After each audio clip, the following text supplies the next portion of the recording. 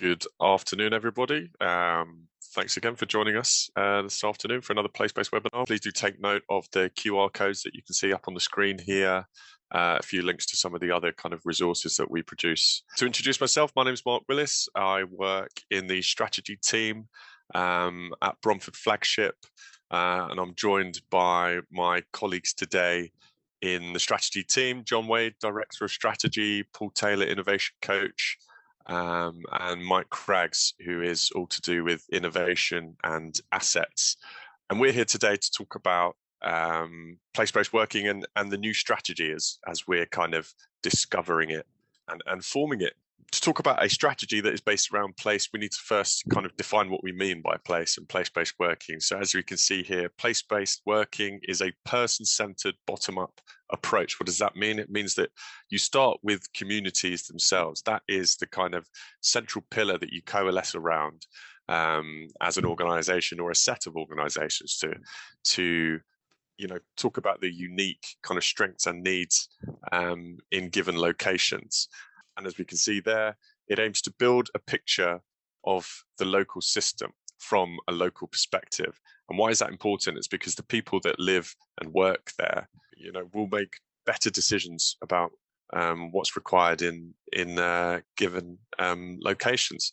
So that's kind of the very basic principles, is that place-based working, you have to start with the place, the people, and the kind of institutions that live there. So John, that's kind of defining what place-based working is. Can you, in a very broad sense, define, why is this strategy so important? Why have we even got one, or why are we looking to form a new one? Okay. Well, I think it comes up a lot in different contexts, but there's a kind of tension at the heart of being a housing association, or the things that kind of the UK government, the UK citizens want and need from a housing association. So on the one hand, we're a key developer of affordable housing, and the country's got a real housing crisis, more homelessness, more people in temporary accommodation. So it's really important that housing associations can step up and build more homes. But on the other hand, we've got lots of people living in the homes that we're responsible for, and making sure those homes are well maintained, that the services we provide are the right ones, that we have a good relationship with residents, we listen to them, we do what we say we're going to do. Both those things are really, really important and quite difficult to reconcile.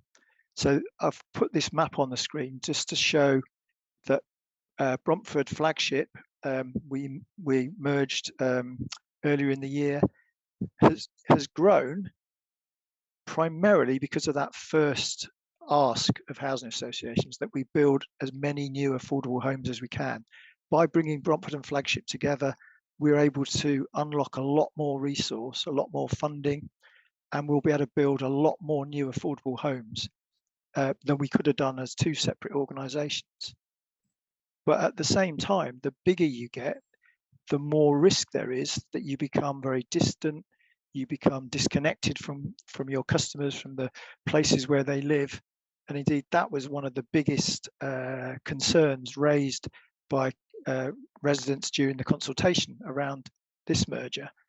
And of course, Bromford Flagship has only recently announced another significant merger with that's being considered with LiveWest, that goes all the way down into Cornwall. So we are becoming a big organisation, and the point of a strategy built around place is to find a way, we hope and believe, to make sure that we can unlock the funding to build more homes, but show up for our customers in the streets and neighbourhoods and places where they live in a way that's human-sized, human scale, that we can really listen to customers, work with them, work with other parties in any given place, and that we don't provide an impersonal vanilla service that's kind of one size fits all. That's great, thanks John. And to kind of, I suppose, put this individual strategy in context, What's different about this one compared to strategies that have come before? I mean, obviously, this is the first one that we're doing as the newly formed Bromford Flagship. What's different about it? I think it's fair to say, so lots of mergers take place because of one partner or other is failing or struggling in some way. On the surface, Bromford and Flagship and LiveWest are good housing associations. They perform very highly as far as the regulator is concerned, as far as investors are concerned. They've got very good TSM scores. But nevertheless, we've still got way too many complaints. We've still got lots of issues with condensation, damp and mold. We've still got issues with retrofit and getting our homes ready for to respond to climate change. Our residents are living in places that have got a lack of investment, cuts in public services. We could just rest on our laurels and say, we're good enough, we're as good as anyone else, let's just leave it like that. But we're determined to do better. We are confident we can do better. And this strategy is about the start of a long-term transition to being a place-based organisation. We don't kid ourselves that it's something that can be done quickly. We're locking ourselves into a whole new way of working that will mature and develop over many, many years. And that affects every part of the business. So it's not just teams that we talked about on quite a few of the other webinars. It's not just about place-based teams organised around a place. We're challenging our new homes team, our investment team, our regen team, our support teams.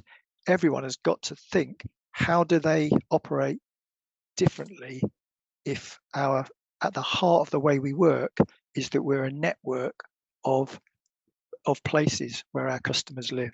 How do we avoid investment programs that talk about components, and you can have a report showing you all the new bathrooms you're going to put in across our entire geography, but if a customer living in a particular place wants to know what investment we're making in that place, we can't answer it because we just haven't organized ourselves that way.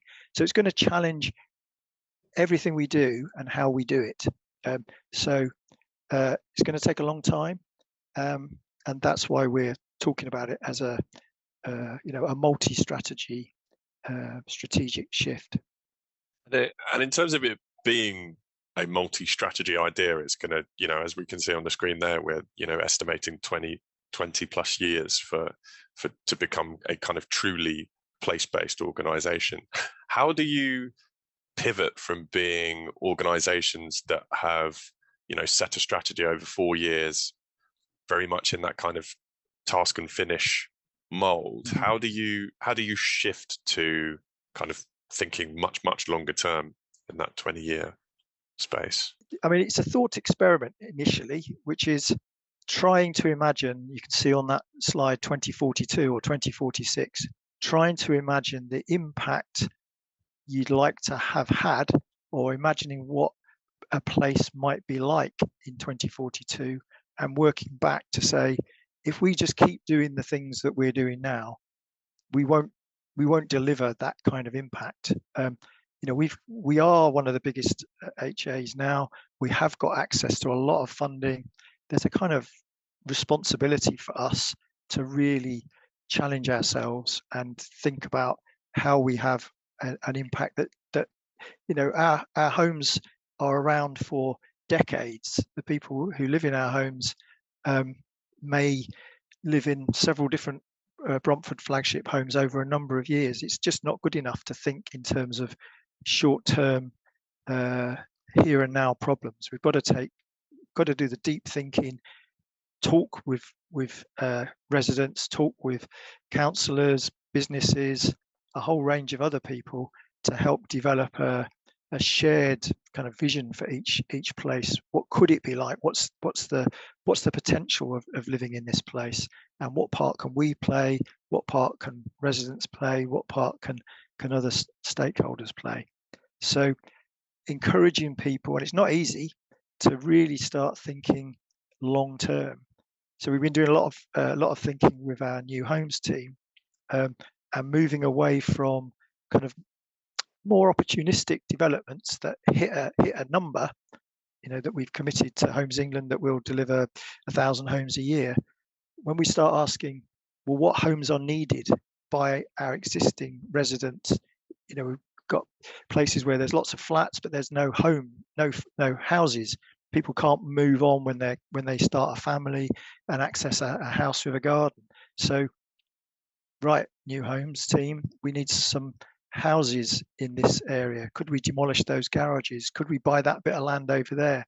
How do we make this place somewhere that a family of residents can grow and thrive? Because they like the community, they don't want to move away, but the homes we're providing are not right for the growing profile of that place. And we think it's going to take 4 strategies before we get to a point where our new homes program is a truly place-based new homes program, because that's how long it takes to make that sort of change. And if we just move the slides along one, so we've got how many? Are there 16 there? Perhaps 16 iPhones up on the screen there. Can you expand on why that's a good analogy for how to think about this change? We've used this quite a bit internally, and colleagues seem to get it, which is too often, not just housing associations, but lots of organisations, they're just too hasty. They think they can think up a solution to a problem and fix it very, very quickly. Senior leaders want to know, where are we going to be in Q2? Where are we going to be by the end of the year? We're clear that we are not a place-based organisation yet. We want to be, and we're trying to use the iPhone metaphor to say the first version of being place-based that the next strategy will move us towards is like the iPhone 1. That's not it. We're not finished and done then. We'll continue to learn. We'll continue to experiment. We'll continue to find better ways of doing things, discover questions that we hadn't even thought of, and work much more closely with local authorities, with combined authorities, with resident groups, with community groups, etc., etc. And because it's a long-term commitment, the next version of place will be better, and the one after that will be better still. And we're not going anywhere. We're going to be a place-based organisation into the future. But if we kind of calm ourselves down and think, actually, we don't have to get this perfect in the first attempt. We need a bit of humility here. This is going to take a long time, and probably will never finish. It will be a continually developing approach. Yeah, I mean, as you were speaking there, it kind of chimed with me. A very famous phrase that people overestimate how much you can achieve in a week or a month or a year, but you massively underestimate how much you could achieve over a decade or two. Yeah. It's that kind of bringing that kind of approach. Got a very long-term vision. We know it's going to be an iterative approach. How have you kind of gone about trying to kind of get colleagues and customers ideas about how we actually go about doing this then? Yeah, thanks. So we've begun having kind of what I'd call kind of circular conversations, which are conversations you just completely keep going around in circles, and you kind of spinning up ideas and spinning up potential answers. And that's what we'll attempt to frame in the strategy. So one, we're not going to go into the detail of these things here because people can read what's on the slides, but essentially conversations with colleagues, with residents, with stakeholders about actually how might we approach a shift to place-based working? How might we shift towards a place where we encourage skills development for colleagues, residents, and the wider environment with the local and wider economy? How might we take advantage of what John just alluded to in terms of our capacity for scale, influence, and innovation? And the reason we're doing that in that way is that, as John said, part of this work will never be finished. We'll just throw up more and more questions about these things. And what we're doing in the first stage of the strategy is, well, we'll come to that in a little bit, but that's very much, as John said, the iPhone 1 version. But we'll continually throw up more and more questions. So the strategy is not like a big bang in that sense. There'll be a launch of a Bromford flagship strategy, but that will morph throughout that, and we'll throw up more and more questions. But what we're not intending to do, so for instance, we're doing a workshop with residents a week next Wednesday, and we're not intended to say, right, we'll pose a question and come away with all the answers. It's basically learning to live with ambiguity and learning to live with actually not knowing the final destination, but knowing where to start. So that's the concept that we're trying to landmark. And just in a kind of a practical sense, how have you actually sought to engage with colleagues and customers? How have those conversations happened? Well, the conversations are happening. I mean, there's a number of ways through structured workshops. So that, as I've just mentioned, there were workshops with colleagues, workshops with residents. But what we're now trying to do is to weave these questions into our day-to-day activities. When we are talking to colleagues, when we're talking to stakeholders, we were talking to one of our local authority partners who's on the call today. The other day, we're weaving those questions into our day-to-day conversations. So it's not really a consultation. It's more just about focusing on a deeper set of questions that could throw up some new practice or new solutions. So it's a mix, really, Mark. It's things like this that we're doing now, where we'll be asking for people's opinions. It's things like day-to-day conversations, and it's through structured workshops. Great, thanks, Paul. I hope that gives a bit more colour as to kind of how we've gone about these early stages of forming the strategy. And I want to come to you now, Mike. Paul just mentioned there the local authority, and obviously we've got ourselves, Bromford Flagship, who are quite embedded in communities, and we have kind of we've been there for a long time. Can you talk to us about how that is kind of relevant to anchor organisations and the anchor principle? Yeah, so I don't know if many have heard of the anchor institution or the anchor principle.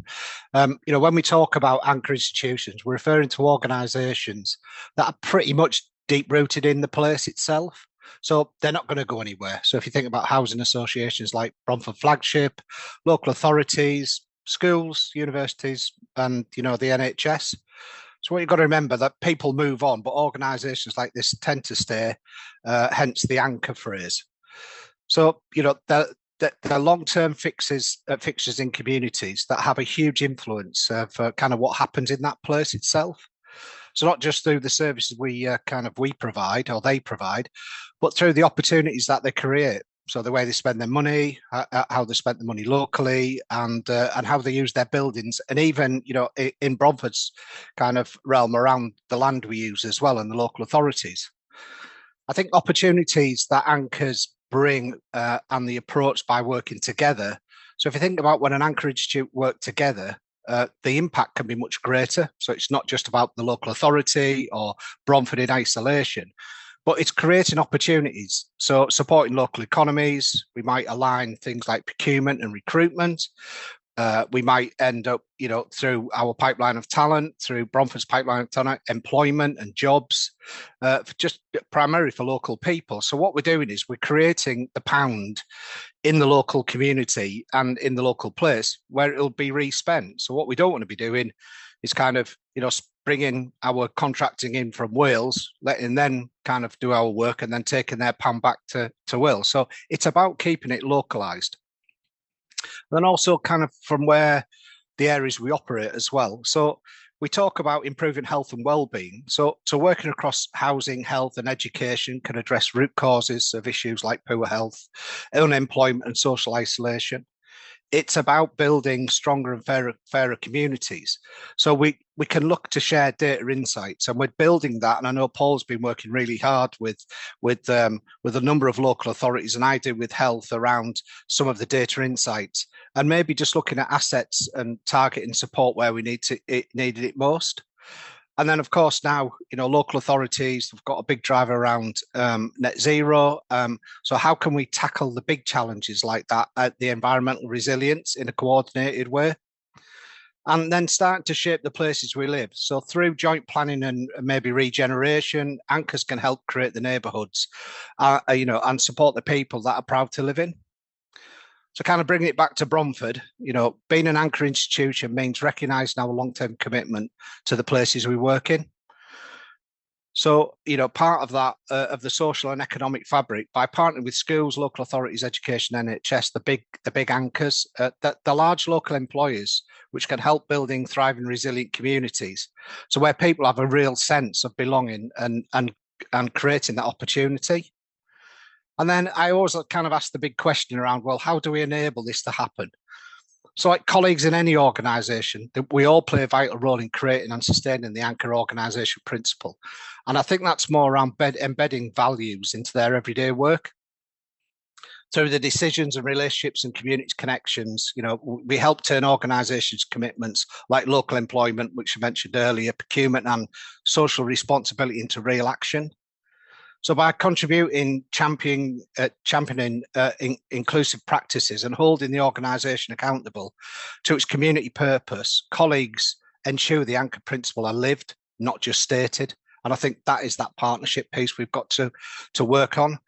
And then looking at how do we encourage, because I think the encouragement around, and it does take a lot of hard work to build that anchor principle up, is seeking out those anchor organisations, the colleagues, and linking and meeting them together. You then have the opportunity to share the story and seek the alignment. I know it's very difficult at the beginning and it's not easy, but when you do get to do it, and you do it well, the benefit and the impact you make together is quite significant. Absolutely, Mike. And I know you're really, really good at that, kind of building relationships with people outside of Bromford. And could you, because I know you've got a few examples where you've been working with I forget the name of the health board now, but it's up in the Black Country, isn't it? Around that kind of link between health and housing. How can you talk about that example specifically, about how you've kind of brought the approach to help build thriving communities? Health is not only influenced by what the NHS are doing; it's influenced by a whole host of other relevant inputs from the community. Can you talk about how you've kind of worked together with them? Oh, yeah, of course. So I think seeking and looking for examples is in everybody's gift. If you're kind of working in a community, or we're sat in offices, we might be sat in strategy, which might have the capability of doing some of that. But it is connections and finding connections and being curious. I mentioned curiosity earlier. So I linked in. I was invited to go along to the Black Country Anchor Institute organisation, which was a group of housing associations and health in the Black Country, and just learning. I was learning how they were bringing some really good practices together around how does health and housing link together. And WHG, the Walsall Housing Group, got a great colleague there called Connie Jennings. I will mention her, because if you are in the chat, look her up. She really gets the thing around what does anchor mean and how do we interlink with health. So if you think about health themselves, health have got a big job and looking after all of our kind of the public. But what we've got the strengths around housing is, I always kind of think of it as health can hover over a community where housing associations can get in the door. And I think that's a really strong message when you link up, and when health are trying to send messages out to communities. We have got the ability to hook that in really, really well. I think we've got more of an advantage at Bromford Flagship, because we have neighbourhood coaches over in the kind of the west of the geography, but it does work. And then from those examples, I've managed to link in with organisations like the DWP. We've got the Get Britain Working white paper. Now it's been kind of coming to life for the DWP. We're doing some very good work with Paul, and I do some good work with Gloucester County Council, with the DWP as well, up in Morton in the Marsh, where we're linking in where they've been kind of struggling a little bit to understand around unemployment. So what we've done is we've worked with the neighbourhood coaches, and we've linked a number of organisations together to do some insight work around kind of worklessness and how do we get people into work. And it's just those conversations, Mark, that really bring those strengths together. And it is just that bit of being knowing that the right people at the right place. But people do find that when you start combining those anchor principles together, those anchor orgs, the strength is so good. It really helps each other. Brilliant. Thanks so much, Mike. It really brought some colour to actually how do you do this in practice, and what are the kind of impacts that we can have. So just moving on quickly, coming back to you, Paul. So we've this is our operating area. Very broadly, we're across the kind of the M5 corridor from between Bristol and Birmingham, and then kind of across the Midlands, and then obviously kind of the legacy Flagship organisation covers East Anglia and a little bit into Cambridgeshire as well. So how have we gone about defining where our places are and where these place teams will be? But essentially, what we've done, Mark, is to enable us to talk to anchor organisations similar to ourselves, as Mike described. We need to reorganise ourselves around places so that we can have the right conversations with the right people in the right places, rather than looking things en masse. What we've done, and as I say, the details online and we can return to, is define actually how many places have we got that we can group together, got sufficient density for us to enable proper place-based working. And essentially, across the East and the West, we've got 77 places. And obviously, if we go ahead with a partnership with LiveWest, there'll be more than that. So the first stage of that is let's get things, the iPhone 1 version is let's get those place-based ways of working up and running. Now, overall, the big shift here is moving from a functional approach to run the organisation to a geographic approach. That's going to be the shift you're going to see in the next strategy. But essentially, if you think about it here, it's really about what Mike alluded to, where decisions can be made about places that are not made by people who are in that place, who might not even know where that place is or what the people are like in that place or what the local concerns are. That's the old model generally of how organisations have been run. And the new model is really zero distance to customer, to be co-located with residents, working in an area alongside the people that live there. And that's the main thing, as John alluded to, that people have told us they fear about organisations getting bigger. And I think we can all identify with big corporate organisations or social organisations that feel removed or distanced. The new model is zero distance. And some of that is about being self-directed by the needs of the people in that place. Now, obviously, that is a completely different kind of conversation. It's much more bottom up. It's taking advantage of the scale of the organisation that's there, but it's fundamentally putting the onus, that the locus of control is within the people within the place. That's the shift we're trying to make. The first stage of that is relatively, well, I say simple, it's not simple, but the first stage of that is simply establish those teams. And we've got a few examples of that. We've talked about on other webinars at the moment, that in terms of where we've moved from functional teams to place teams, with a place lead who's connecting that team to the people and the assets and the strengths and the other stakeholders within that place. And obviously, we've seen some really amazing results from the first stage of that. But obviously, at the moment, we've only got 3 formalised place teams up and running at the moment. We've got to move to 77. That's the next challenge, essentially. So what you're going to see, Mark, is obviously some place teams will develop a lot more quickly than others because they'll mature more quickly. But the first stage of the cycle of the strategy is to get that up and running across the whole organisation. Fantastic. Thanks, Paul. And just to, there's a question in the chat for Stuart. I think it's very relevant to what you were just talking to there about how does this approach mirror, or are there differences between that and an asset-based community approach? Yeah, I don't think we haven't used that phrase, but it's exactly that. It's the principles of it are absolutely starting from that point of, rather than there's problems within this place, that what are the assets, who are the stakeholders, what's good about this place, what do people want, what do they want to build together? It's absolutely that. But the first stage, Mark, as we said, is probably just let's enable that by bringing those teams together. Brilliant. And then if we kind of try and jump ahead, I suppose, to 2, maybe 3, maybe 4 strategies ahead, John, what are the opportunities that this kind of concept of that kind of asset-based community development approach, how does that help us kind of think about what opportunities there are?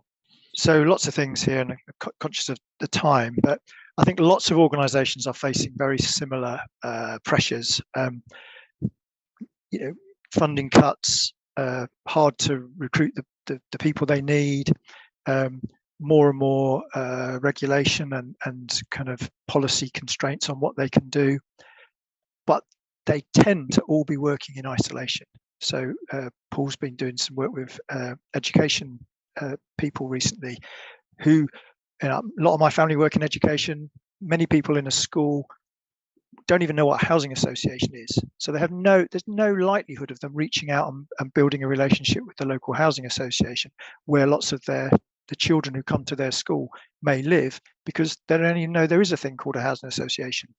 Lots of people in housing don't know how the NHS is organised locally, etc., etc. We try to solve many of the same problems, but doing it on our own with our own kind of toolkit. And to that question from Stuart about asset-based community development, if, as Paul said earlier, decisions are often made in large organisations by people who don't even know where a place is, they sure as hell won't know the vibrancy of what's going on in that place, the skills of the people there, the passions of the people there, the community groups, the clubs, the sports societies, etc.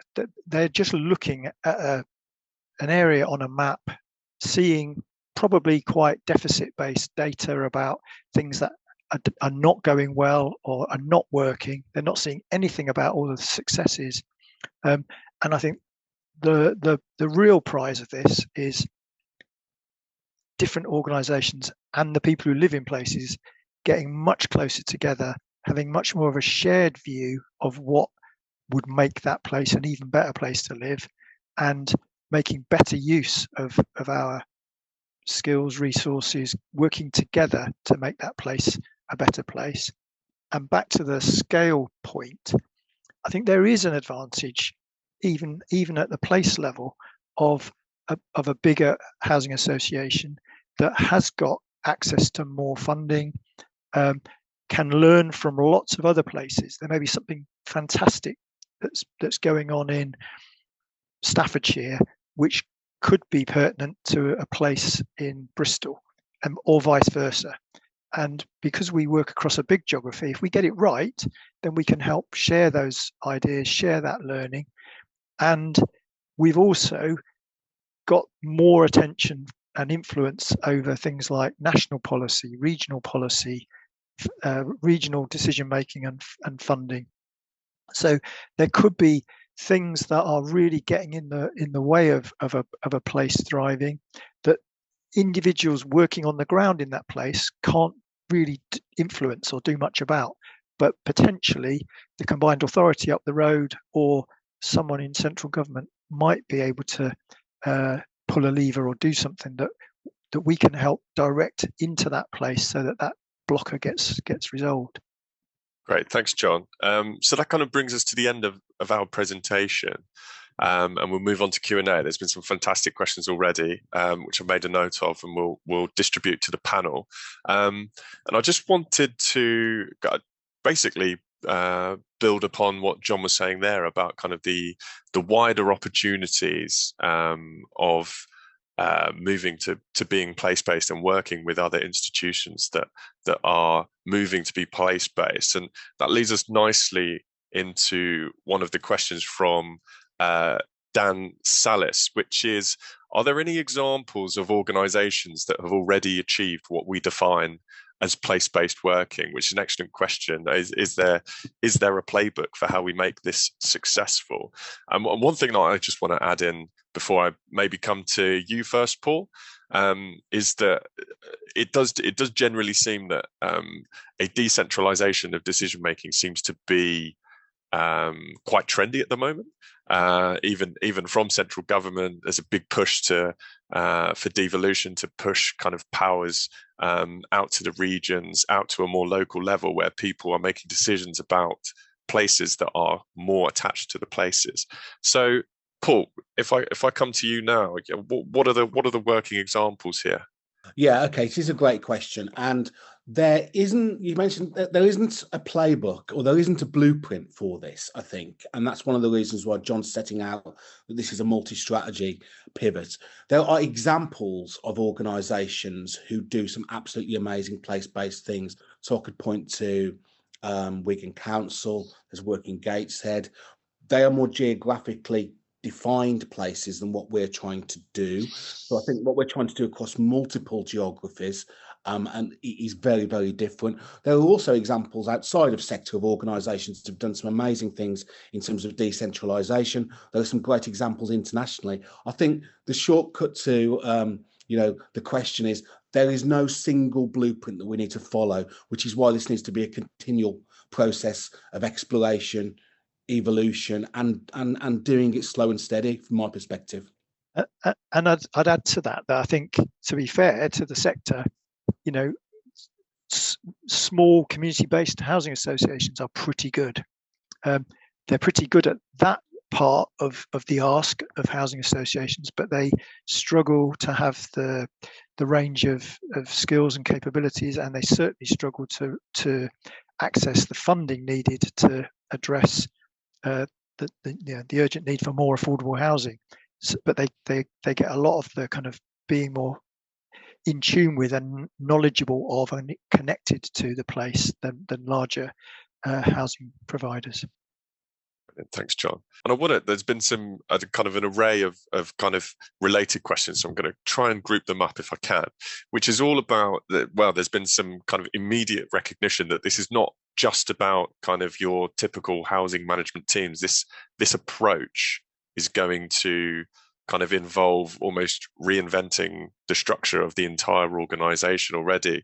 I mean, there's a question from Thomas Palmer here. So kind of how is this going to affect our kind of technology needs and development over kind of the life of the next two strategies? A question from Aaron about how is this going to impact our requirements for offices and workplaces? And also another one from Dan about, is this going to be changing how we recruit roles? Is there going to have to be mass kind of recruitment for these place-based teams? So I wonder if we, rather than kind of dump them all on you at once, if I come to Paul first, if you can talk to the question about recruitment and how we plan to bring place-based teams together, and then Mike, I'll come to you after to talk maybe a bit about technology. Okay, so first one, we haven't made a decision about those things. That's something that we want to continue to dwell. But I don't think personally it will be a mass recruitment or anything, because I think what we need to do is to bring very diverse skills. Emily, who's joined the call today, Angela, our first place team leader in Staple Hill, is moving on now because people have gathered a lot of interest in place-based working. Emily brings a very different skill set, and we'll continue, I think, with the people we bring onto place teams to bring that diversity of skills together and to weave in that other question, Mark, about things like technology. That's the really exciting about this. It isn't about just starting with those teams who are already kind of customer facing or resident facing, for want of a better word. It's to bring in the other teams that are more back office. What can technology bring to place-based working? What can finance bring to place-based working? This isn't a neighbourhood and communities sort of shift. This is an organisational shift. So I'm slightly dodging the question about how quickly we do that and when we do that, but that's why I think it's got to be a gradual process of evolution and testing, and it fundamentally driven by what does that place need? What's needed in that place as opposed to this place, and how do we best shape it? So that's part of the exciting part of place-based working. Definitely. And Mike, if I bring you in here to talk a little bit about technology, because I know you've been working closely on a project that could be quite transformative if used in a place-based way. Do you want to talk to that a little bit? Yeah, absolutely. So, I would say from when you're looking at place-based working, it allows us to pilot a lot better. So it's more focused and more concentrated in a pilot area. We tend to do across the housing association, we'll do things pretty knee jerk. So where there's a problem, we end up having to do something. We've got the AWAB's law at the moment, and a big focus on primarily across some of the sector areas of sensor deployment. Well, it seems to be not in a focused or concentrated way. So what we want to try to do, certainly around innovation. So I've been working with Lloyds Bank on a piece of innovation around retrofitting, but that leads us on to opportunities of areas, things like community energy and decarbonising the grid, and which helps us meet our net zero targets. So having the small pilot that we did with Lloyds has allowed us to go back and we're putting a pitch back in, so probably a little bit early, Matt, but I'll share a little bit around what we're aiming to do. So, you know, in November, early November, we're going back into to see Lloyds to put a pitch together. So John and I will be sat in front of some of Lloyd's ESG team to put a bid in for some additional funding to launch a retrofit pilot in a place. Now, that is probably what has never been done in a housing association world. It's been pretty fragmented on an approach. What we want to try to do is how much that will impact and the benefits it will draw out in a particular place. So that allows us then, you know, to monitor it a lot more closely, to measure the impacts, and the impacts are important, and more so, you know, what we class as the kind of Thrive metric around, well, what do the customer, what does the customer get out of this, and kind of how do we align some of our work that we're trying to achieve through either targets or regulation, but making sure that we bring the customers along. So I think going back to the kind of the innovation question, it allows us to test and pilot in places a lot more effectively. And I think one of the other things is we also, by kind of dissecting some of the geography up, it also allows us to concentrate in where we've got. And I think there's a question in the chat around, well, you know, does that mean more focused services in particular areas? Well, it may do, because we'll have more data in that particular area as well, so we can then test and pilot it, and it doesn't water it down a little bit. Brilliant, thanks, Mike. Moving on to another couple of questions. Again, guys, I think it's related to Paul's answer about kind of these are definitely things that we need to think about. But John, perhaps if I come to you, you know, will budgets have to be amended for place-based working? Will we be moving to kind of a place-based budgeting idea? Well, I was halfway through typing a kind of general response to the range of questions about that sort of thing, and I think the point is we don't know. Back to the this is going to take a long time to develop and mature, and what we do know is that every part of the business is being kind of challenged to ask itself, what do we need to do differently to support a move to place-based working? So most of the questions around those sorts of things that have come up in the chat are exactly the questions that we need colleagues in finance to be asking, colleagues in home investment, colleagues in the people team and recruitment. You know, how do you pivot to being a place-based organisation, so that you're not making all the decisions from 2 or 3 kind of regional offices and looking at them purely through the lens of our organisation, but you're thinking, how does this need to be thought through to be relevant to 77 places? And we don't know the answer, but those discussions and that thinking is underway. But we won't get it right first time, and it may be some things lag a long way behind having place-based teams. And this isn't going to be. We're not going to have the answers to this quickly, and it will be messy, and we won't get it all right, and we'll have to learn and evolve and develop. Brilliant, thanks, John. I just want to ask one more quick question, or group of questions really, and before I bring us to a close, because I think this really kind of gets to the heart of what place-based working is all about.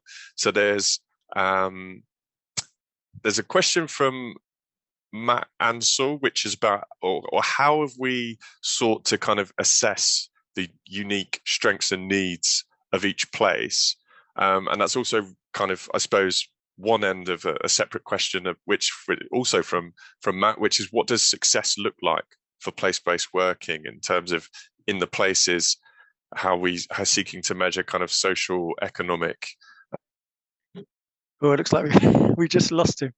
It is a good question, and it's a key part of the thinking, which is around a place standard and developing a place plan for each of the places that has some sort of vision and short, medium, and long-term kind of priorities, objectives, which will be developed with residents, with stakeholders, local authority partners, local businesses, local community groups, because it's not about just us judging the success of the bits that we're responsible for. We've got accountability around the quality of the homes and the quality of the service that we charge our residents for, but there are other things that other partners can have a much bigger impact on.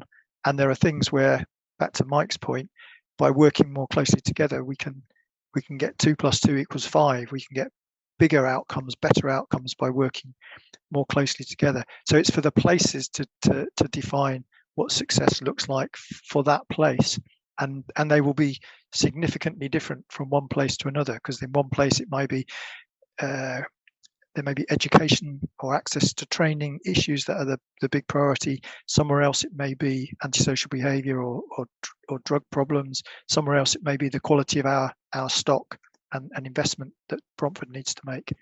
And that's the concept, John, isn't it, of place plans, of every place having a place plan that's driven by the people who live and work there, in terms of what are the short-term goals, what are the medium-term goals, and what are the long-term goals of that place. That cannot be defined centrally. That absolutely has to be done locally. So there's also some great questions in Mark's absence. What we might do, John, is to weave those into a future webinar, because there's some really good ones. Absolutely. All right, well, there. Thank you ever so much for some of those great questions. Our next webinar is on our Price Park approach, which you can use the QR code there to register for it. And please make sure you watch our previous webinars, join our Place LinkedIn group, and any things you've missed, they're available on Bromford Lab YouTube, or listen to the Let's Talk Ideas podcast. Thank you very much, everybody, for attending, and have a great afternoon and weekend.